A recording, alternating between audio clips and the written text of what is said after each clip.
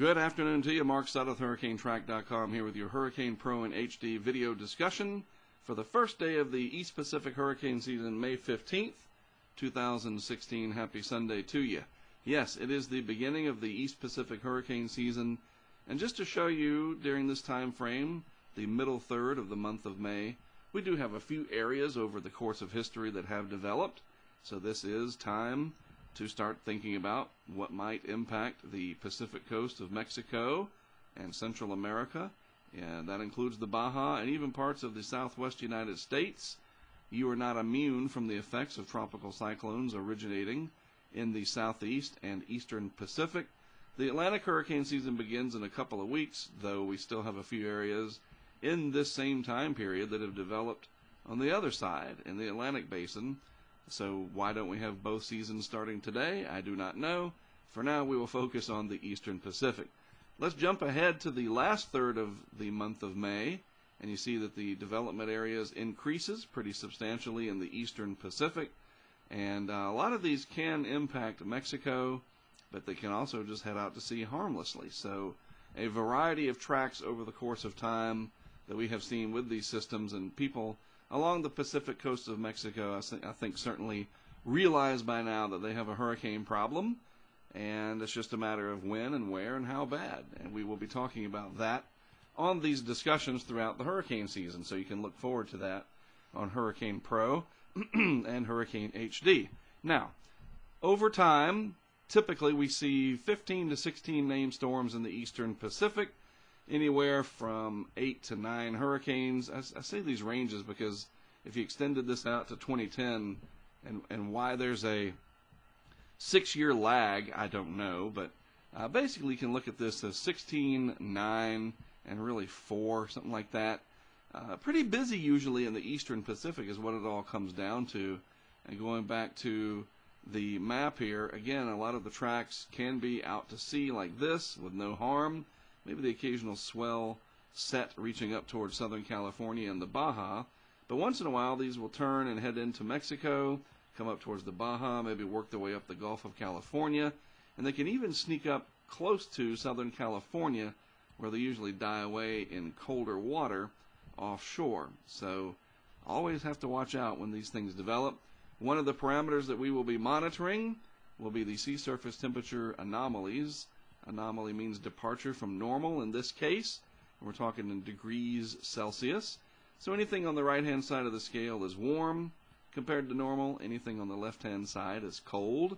And you notice off the coast of Mexico and the Baja extending out into the Pacific, a good area of real estate is kind of riddled, if you will, with these areas of colder. So it's sprinkled in mix of colder and warmer. That's kind of interesting. I mean, at least one way to look at it, we don't have the El Nino anymore, so that this entire area is above normal. So that might cut down on the total numbers of storms this year. Not necessarily saying it will be below average, but maybe we won't have a hyperactive season. But it doesn't matter. I mean, we know last year we could have only had Patricia, which came into Mexico here, and that would have been enough in and of itself, even though it hit a sparsely populated area. The old saying goes, it only takes one. This is the developing La Nina in the equatorial part of the tropical Pacific. This will continue to grow and expand, and it'll have implications on the rest of the Pacific hurricane season, as well as the Atlantic. Notice, too, that we have this colder than normal water sort of encroaching near the Hawaiian Islands. I will be discussing any threats to Hawaii in these updates, both here and on HurricaneTrack.com, my website. Right now, nothing to worry about, of course. So we'll watch this map over the next several months and see how things evolve. Right now, being the first day of the hurricane season for the East Pacific, we do have an area of interest out here, but don't worry too much about it. If we mouse over it, you see that only a 10% chance of formation over the next 48 hours. And they note in here that upper-level winds are expected to become less conducive for development over that time period, as this system generally moves off in a westerly direction, something like this, away from land, even if it did develop. So no worries there at all. This is also National Hurricane Preparedness Week, and that should extend pretty much to anybody in the Atlantic Basin or the southeast and eastern Pacific region. And I like this little card, this infographic, if you will, about the 5 things to know about hurricane hazards and their risks, anywhere from storm surge down to rip currents and waves. Wind gets the big headline here. You see a hurricane with 140-mile-an-hour wind, and that makes everybody, oh, wow, that's amazing. But you can have a 110-mile-per-hour hurricane like Ike in 2008, and it can produce a 20-plus foot storm surge. So it's not just about the category or what the wind speed. You have inland flooding, as indicated here by number 3, and that can be a big problem. We saw that in 2001 with Allison in the Houston area, and last year, just 2015, in Dominica with Tropical Storm Erica that affected that area and unfortunately resulted in the loss of life in that region. So inland flooding, freshwater flooding from rainfall, swollen rivers, that kind of thing, not related to wind, not related to storm surge. Number 3, in and of itself, is often a very deadly and damaging hazard. Finally, as we wrap it up here, number 4, tornadoes, downburst winds, another hazard. And then I really like that they added number 5, and I mentioned this as I started talking about this infographic, rip currents and waves along and near the coast.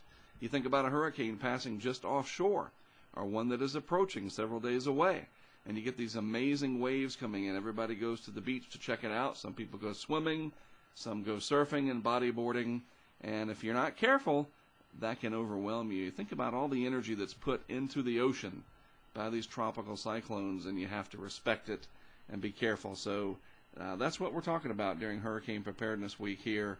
And each day, over the next several days, I'll mention a different topic and a different education point on these videos. Now, as far as how often I'll be producing these for Hurricane Pro and HD app users, basically, going to shoot for every day as long as there's something to talk about. When things are quiet, I will mention that they are quiet, and then in subsequent days, we just won't talk about anything. No reason to beat a dead horse, right? So when things pick up, we'll get right back on that horse, so to speak, and discuss what we need to discuss. It's 180-plus days in the hurricane season. We're not going to have 180-plus outlooks because there's going to be periods of time where things are quiet and we can all take a little vacation. So for now, though, the next several days at least, with the area of interest in the Pacific and the fact that it is Hurricane Preparedness Week, I will be here every day talking about something. So there you have it. Hey, thanks for tuning in as always. I am Mark Sudduth. My website is hurricanetrack.com. It's great to partner with the folks at Hurricane Pro and HD for another year of bringing you the very best hurricane information that I can put together. Remember, we are not your only sources. Local information from the Weather Service, your local trusted media sources, and then, of course, the National Hurricane Center from a national perspective. You add all of that up, and I think that can help you be ready for this and any hurricane season. All right? Have a good rest of your Sunday. Thanks again for tuning in. Again, I am Mark Sudduth, hurricanetrack.com, and for Hurricane Pro and HD, I'll talk to you again tomorrow.